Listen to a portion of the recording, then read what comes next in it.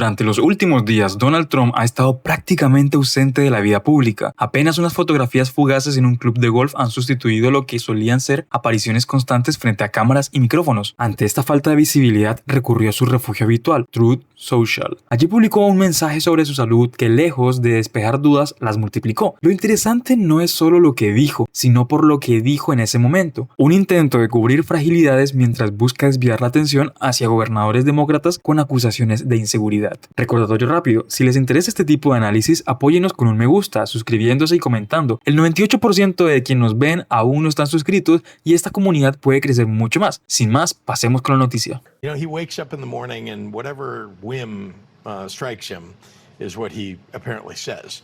And recently, I guess I've been living rent-free in his head.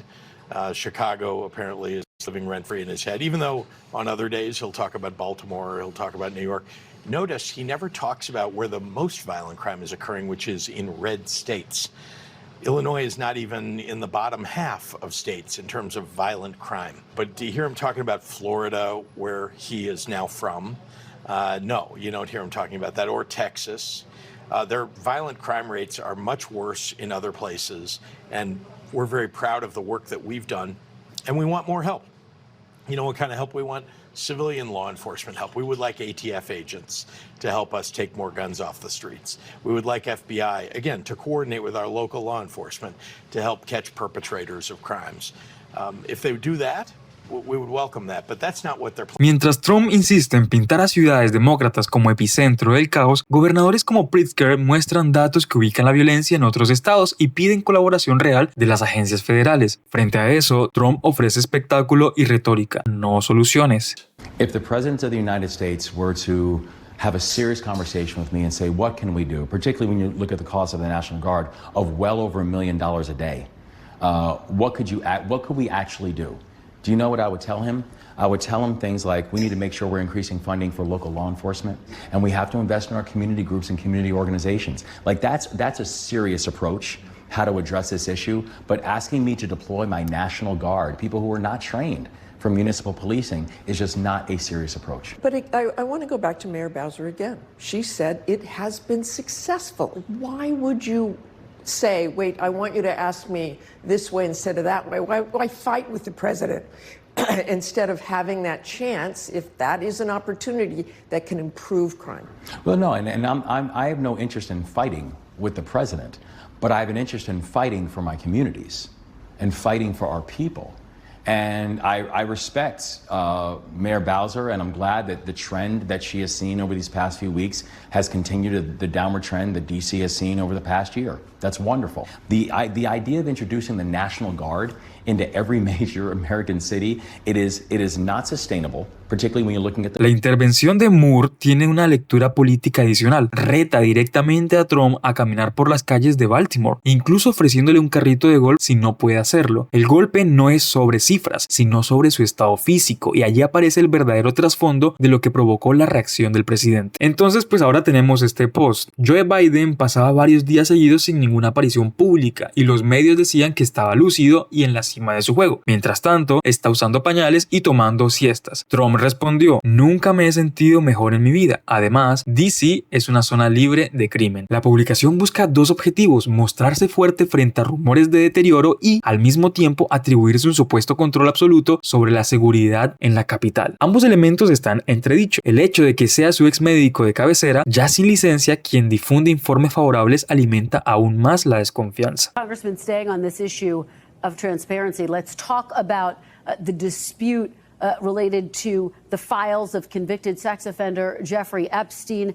Congress left town early without voting on your bipartisan bill, which would basically call for the release of all of the files related to Jeffrey Epstein. Do you think when Congress is back, the bill will go to the floor and it will pass?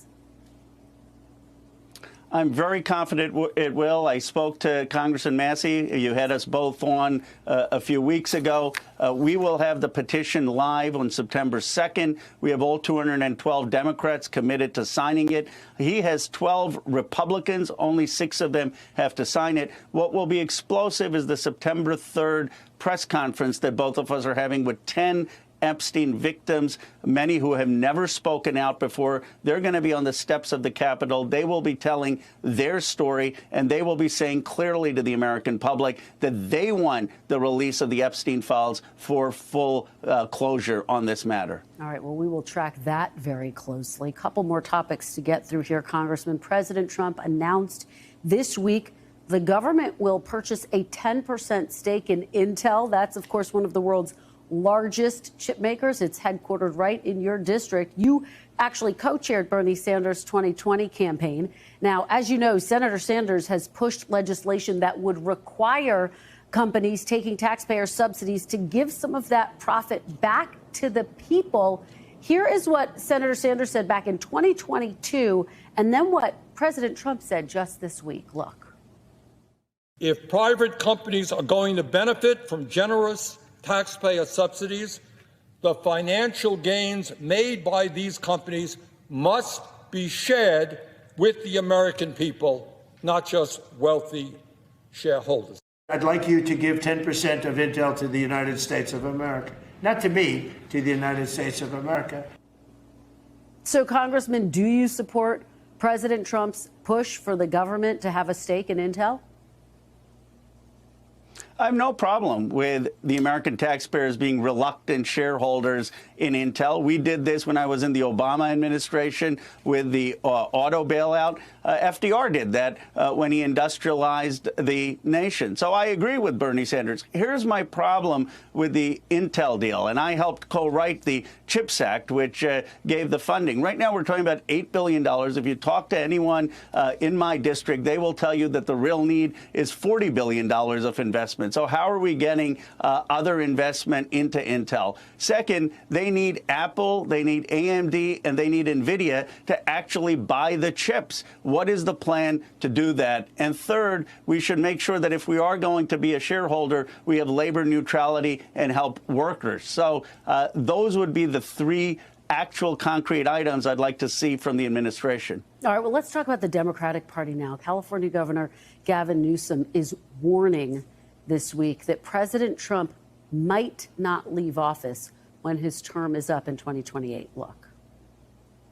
You think he's joking about 2028? You think when he brings foreign leaders to the Oval Office and he goes to the White House store, have you seen this? Anyone? Is it just me? And he shows them the 2028 hats? He's not being serious? Wake up. You will lose your country.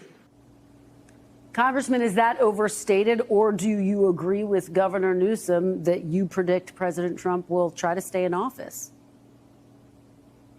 I fully expect we will have 2028 elections. This country has overcome the Civil War. We defeated tyranny. We defeated communism. We overcame Jim Crow. It is a resilient country. I am confident that we will have elections. I'm confident the Democrats will win. I'm confident we will have a better economic vision after this failed economic administration. And so Democrats need to express a confidence of what we're going to do in 2026 and 2028 to take. Este punto conecta con el tema de la salud y el ocultamiento. En ambos casos, la administración busca controlar información sensible. En un escenario es su estado físico, en otro, documentos de alto interés público. En ambos la estrategia es la misma: posponer, maquillar o distraer. El episodio completo combina tres planos: la salud del presidente, su necesidad de mostrarse fuerte frente a críticas y su inclinación a manipular el acceso a información clara. La reacción de Truth Social no despeja dudas, sino que las amplifica. Gobernadores como Pritzker y Moore exhiben lo que debería ser una gestión orientada a resultados, mientras Trump recurre a mensajes defensivos y ataques simbólicos. El coste político de esta estrategia es alto. Cada intento de cubrir debilidades termina dejando más claro lo que intenta ocultar. Ahora, si este análisis les resultó útil, por favor suscríbanse, dejen su me gusta y compartan este video. Como dije al principio, el 98% de las personas que nos ven no están suscritos. Nos haría muy feliz que nos ayuden a crecer esta comunidad. Sin nada más que decir, nos vemos en el próximo Rumor de Estado.